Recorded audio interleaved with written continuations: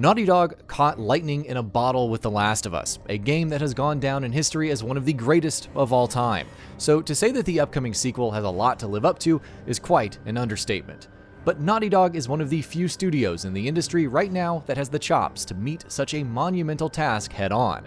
And in all that we've seen of The Last of Us Part 2 so far, things certainly look promising, with plenty of improvements, changes, and additions to the first game's foundation. In this feature, we'll be talking about the 10 biggest ways the upcoming sequel is changing things from the first game. So, without further ado, let's jump right in.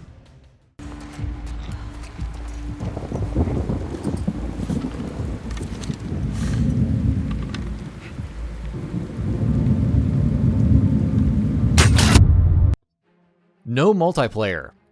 It goes without saying that the vast majority of people that play The Last of Us is for its story and single-player content. But the first game also had a surprisingly good multiplayer mode. Unlike multiplayer modes in most narrative-driven single-player titles that felt forced and unnecessary, The Last of Us Factions was unique and engaging, and felt like it had a place of its own in the game and the overall experience. Which is why it was more than a little surprising when Naughty Dog announced that there would be no multiplayer in The Last of Us Part 2, with the studio saying that it wanted to focus and devote all of its attention and resources to the game's campaign, which it says is the largest and most ambitious campaign it's ever made. That said, Naughty Dog have also said that they do have a team of people working on Factions, and that the mode will return one day, just not in The Last of Us Part 2.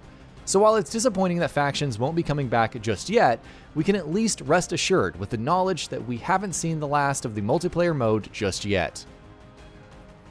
Main protagonist. Joel and Ellie are both equally vital pieces of the puzzle that is The Last of Us story, but the former took charge in the first game, at least as far as being the primary playable protagonist was concerned. Though Ellie was, of course, playable for a decent chunk of the game, we still saw the story through Joel's perspective for the vast majority of that game. The Last of Us Part 2 is turning the tables, and this time Ellie is taking the lead role. Joel is still going to be a crucial character and will play a major role in the story, but Ellie will be the central playable character. Is it possible that, harkening back to the first game, we will be allowed to play as Joel for a particular section in the upcoming sequel? Well, we certainly hope so. Central theme. The Last of Us Part 2's creative director Neil Druckmann drew a pretty clear distinction between it and its predecessor a couple of years ago, saying that the biggest difference manifests in the overall tone and central themes of the two games. While the first game centered around a theme of love, the father-daughter relationship between Joel and Ellie and how that drove every major story beat, the second game is taking a darker road with a central theme of hate. More specifically, Ellie's driven motivation in The Last of Us Part 2 is revenge, and the story seems to be building itself around the question of how far she's willing to go to get that revenge, and whether she will ever stop to question her own actions while doing so. More mobility. Ellie, being the primary protagonist instead of Joel, will obviously have major repercussions on the story, but as you'd expect, that will also change the gameplay in noticeable ways. More specifically, Ellie is much more nimble than Joel, which means she has more movement options that will come into play for both stealth and traversal. She can jump, climb surfaces, slide, and even crawl under vehicles to hide from unfriendly eyes. During stealth, she can go prone and crawl in tall grass, and while she's doing so, she can also move around to a limited degree to aim her weapon. Finally, there's also a dedicated dodge button in The Last of Us Part 2, which means that melee combat should also be much more dynamic than it was in the first game. More open-ended levels. The Last of Us followed the Naughty Dog template of linear, handcrafted levels, with one leading into the next, then into the next, and so on. With every successive game the studio has ever made after that, however, it has experimented with more open-ended level design. The Last of Us Part 2 will be doing that as well.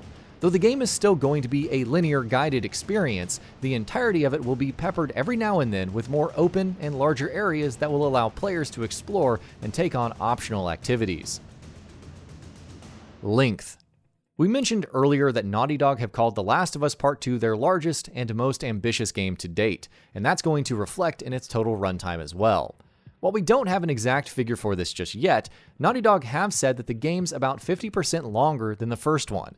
With the first game being around 15 to 17 hours long, that should mean that The Last of Us Part 2 will be somewhere between 25 and 30 hours in length. In fact, quite recently, the developer also said that some players might even miss entire combat encounters, scripted sequences, and story moments in the game during their first playthrough thanks to the larger exploration-focused areas that we also spoke of earlier. New enemy types. We can probably expect to see all enemy types from the first game to return in The Last of Us Part 2, but the sequel will also be bringing new threats for players to contend with in more new enemy types. A couple of these have already been revealed.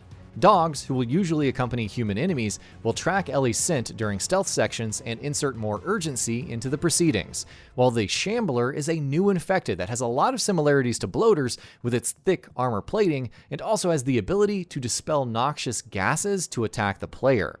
Whether or not there are more new enemy types that Naughty Dog have not revealed yet remains to be seen. Improved customization and progression. Customization of weapons and character progression are also receiving some enhancements in The Last of Us Part 2, and it seems they will play a bigger role than they did in the first game.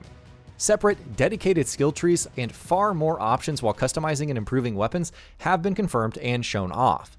What's more exciting is that Naughty Dog even claimed that these improvements will allow players to have much greater control over how Ellie powers up and cater to their own preferred playstyle. Improved companion AI. Any sequel should ideally look to address its predecessor's biggest issues, and as great as The Last of Us was, it did have some issues.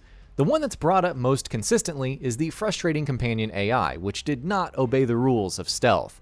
That's something that the sequel is looking to address. According to Naughty Dog, AI has received an overhaul across the board, whether that's for enemies or for companions, but companion characters specifically have also seen vast improvements.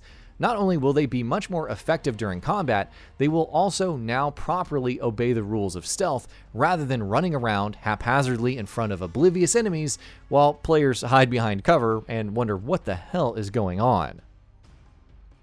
No shivs. Joel could craft some pretty lethal melee weapons with the things that he scavenged from the environment, each of which had a durability meter. One such weapon with a lot of utility was the Shiv, which not only allowed instant stealth kills, but could also help open locked doors. The Shiv and its durability mechanic, however, will not be returning in The Last of Us Part 2. Instead, Ellie will be equipped with her trusty Switchblade, which will permanently remain by her side and remove any need for Shivs. And that about does it for this video. If you enjoyed what you watched and want to see more from GamingBolt, you can always hit that subscribe button and turn on the bell icon next to it. That way you will never miss any of our videos.